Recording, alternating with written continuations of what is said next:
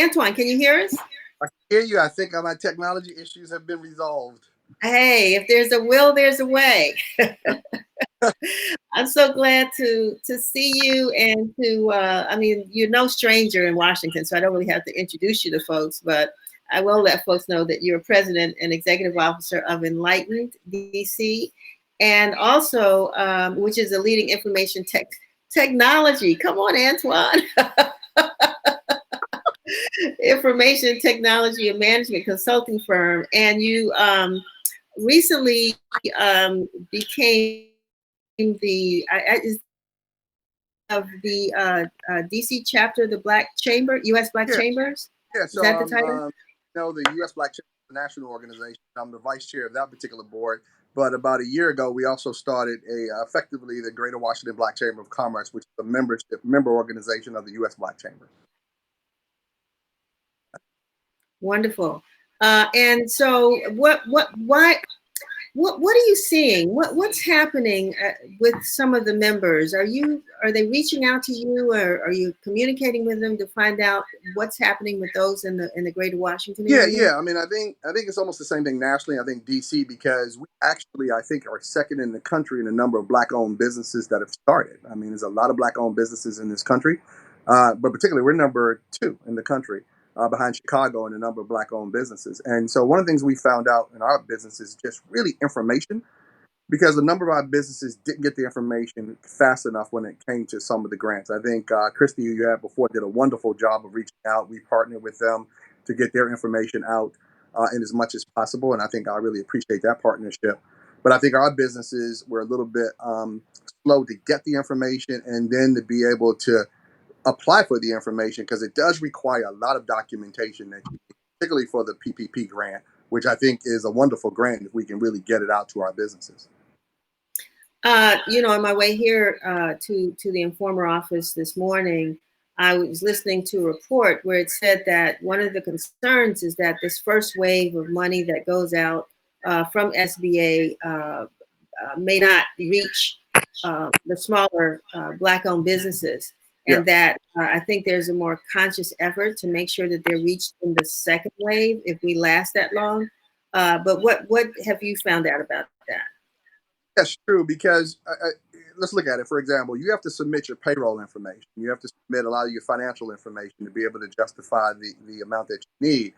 In some of our smaller, maybe micro businesses, it takes them a little bit more time to gather like your payroll type of information, your last 2019, all of your utilities, or your information around your lease. And so that information takes time to gather, and the clock is ticking. And so if you're a smaller business and you do your own internal payroll, it's hard to get that information. You don't have a payroll site. And so some of our smaller businesses, quite candidly, just require more time to get to the information. The other aspect that's interesting is banking. And I gotta look at this from a perspective of, if you didn't have a really strong relationship with your bank, because the bank said the people that are first in line are the people that they quite candidly were customers of theirs. And if you didn't have a strong relationship with your bank and you didn't have that information, you were going to get in the queue. And so, as we know, first in, first out, and money's starting to hit. We actually got our first approval and actually funds in last Friday, but we started very early,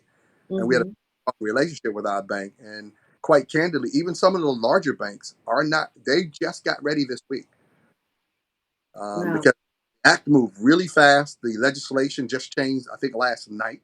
And so you had to have a strong relationship. You understand the banking relationships that you had, get your documentation in. And a lot of our businesses are just trying to make payroll and just trying to make business in the middle of a COVID that's dropped their customer base. And they're focusing to stay alive, while at the same time trying to get funding that, quite candidly, can save their business. So I know that there, as you look at this situation, and you being a longtime business owner yourself, a successful one at that, there's some lessons learned. And I know we're not through this storm yet, but as we go through it, and as business owners, I'm sure there's some things that we are probably saying, if we shoulda, coulda, did, do. What are those that come top of mind to you? Oh, great question, Denise. I think part of it is that I mentioned this earlier, and we looked at this at a national level, and we're seeing that almost every major city where we have a lot of black businesses have the same issue. Our relationships are not strong enough with our banks. Mm. Uh, it may be historical that we don't trust them as much. Maybe we have been denied credit historically. Those are facts. But in this case, this is the one case where this particular loan was ubiquitous. And lessons learned would be to really strengthen your relationships with your bank. Another lesson learned, maybe I'm gonna be biased here from a chamber perspective because we have a relationship with the DC Chamber as a former chair myself. Being a part of these organizations are important because, for example, we were able to get information to our members.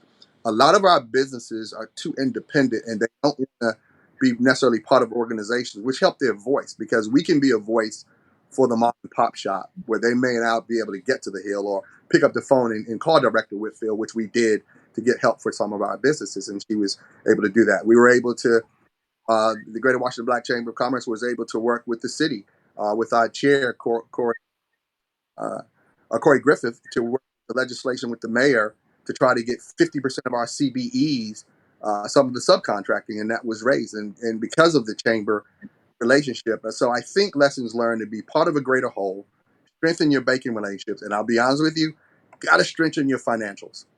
Yeah. Got to strengthen your financials. We do find that, and we're trying to educate our customers and some of our members on that to make sure that their books are in order. Because even if the banks are there, and some of them are getting there, you cannot get this if your books aren't in order. It's funny because I got into the newspaper business through family relationships. My dad started the paper, and through the training in the field of journalism. So the business training wasn't there, and I confess, there's still at this point in my career, I still have a lot to learn. And it's funny because they always used to say the first two organizations you need to bring on board are your lawyer and an accountant. I don't know if they still say that, but whether they're hired or whether you contract with them, is it still? Would you advise that those are still two of the most important components of running a business?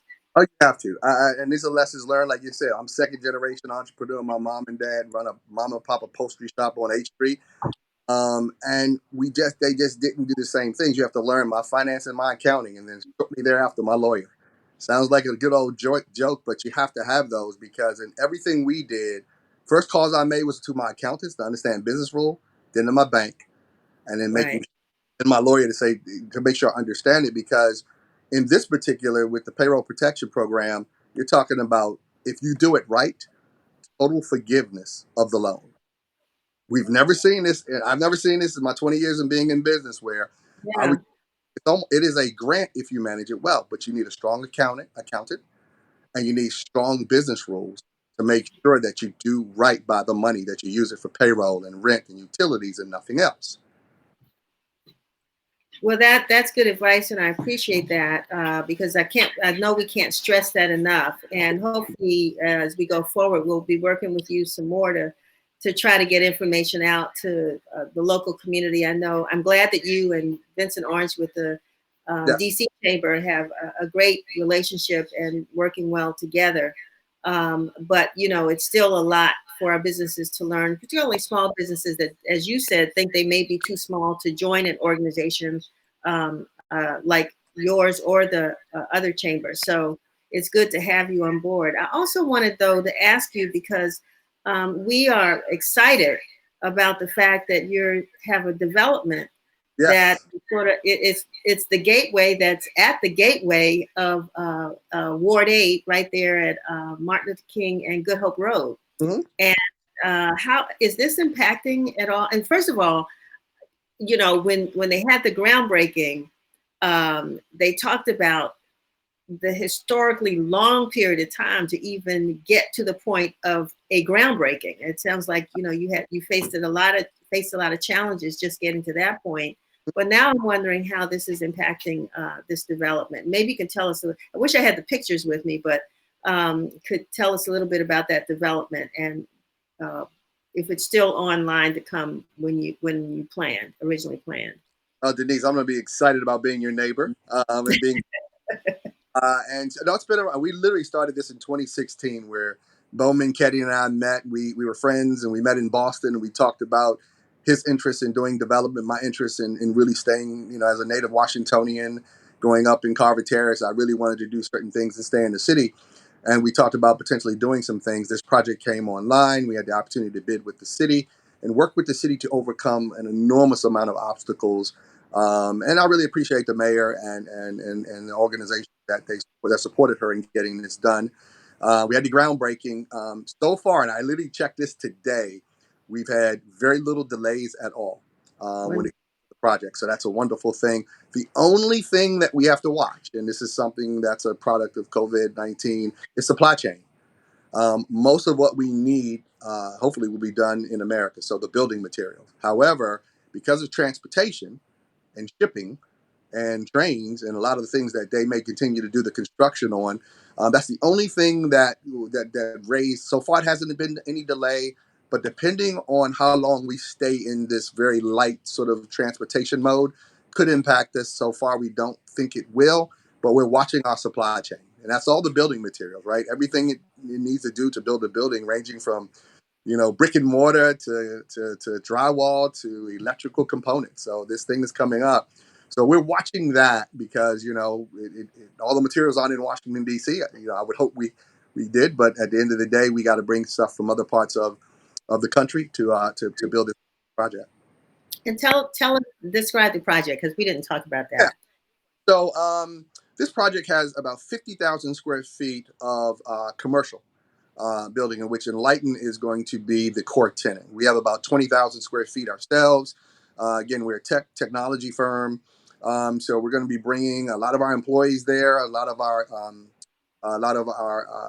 organization that we mentor. We're going to be doing workforce development training which is part of my job in the city. The mayor appointed me about 2 years ago to be the board chair for the Workforce Investment Council. And so part of me is I will be doing workforce development training and mentoring companies in the technology area. But we'll also have organizations there like restaurants, banks that'll be part of this community to really build up this as the hub of the gateway into Anacostia. And so very happy about Busboys and Poets there and right street. We want to be the hub of the development of that part of what we're going to be doing in that area. And so being able to be there, being part of the community, I still drive by periodically to see myself how it's going. Been working with folks in Ward 8 to ahead of time doing some workforce development. We hope that we'll be able to spawn companies in the technology arena. There is a massive shortage in technology people in this country. And despite what we consider to be a downturn in our economy, people are still hacking into buildings. So I want to grow cybersecurity professionals. We want to grow technologists and software developers, because this is the one industry that, even though it could be a downturn in the economy, we still lack a number of people in this industry. And one of my goals was to grow those folks from Ward 8 and be able to offer high-paying jobs. So one thing this virus has our pandemic has taught us is that we can't get by without technology. Most of us are all day on our devices. We're having conversations like this through what we're using, Facebook or Zoom or so many others that are out there, and we're having these conference calls all day long. We're talking to family, friends. People are having performances. We're watching nighttime television, live shows, live still. But the technology has proven for everybody to be extremely important. And so most of us, unfortunately, in our community, especially, are consumers of the technology Yeah. and not producers. And so I'm glad that you all are going to try to help to change that, to make that shift, and that's going to happen here in Ward 8. One thing you mentioned just now, and this time really concerned me from a workforce perspective, is that we've shifted to whatever this new norm is going to be, which is going to Right. be this is going to be part of our lives. Well, we still got a digital divide. So what does this mean to internet access, where we've seen the internet being stressed beyond belief, but we've still left a high number of people behind that don't have internet access in their home, don't have the capacity to be able to switch. And so this is a concern that I think, because of where we are in the new norm, whatever that's going to be, that we're going to have to really make this digital divide a massive issue, because you're going to be producing more content like this, right? And we've got to be able to reach people that really need it. And that's a concern that I have that we want to address as a city. Well, clearly, that was one of the stories that you wrote about earlier, too, with regards to children that are no longer in classrooms and now have to access their teachers and their classwork through, a laptop or desktop computer. And so many of our households don't have them. So we're going to continue to write about that and so many other stories. But Antwanye, I just wanted to thank you so much for not giving up and connecting with us. Yes. And now that we know what to do, we hope to have you back again sometime soon as we sort of, maneuver our way through this process and see what this new norm is and how you're going to play a role in making sure that we are prepared. Let me know whenever. I'll do the world for you. I really appreciate what you've done for this city, what you do from a writing perspective, and your messaging getting out. So you're a critical voice that I'm glad to be a part of, glad to be your friend. Thank you so much. All right. Have a safe day. Stay safe. Most important, stay safe.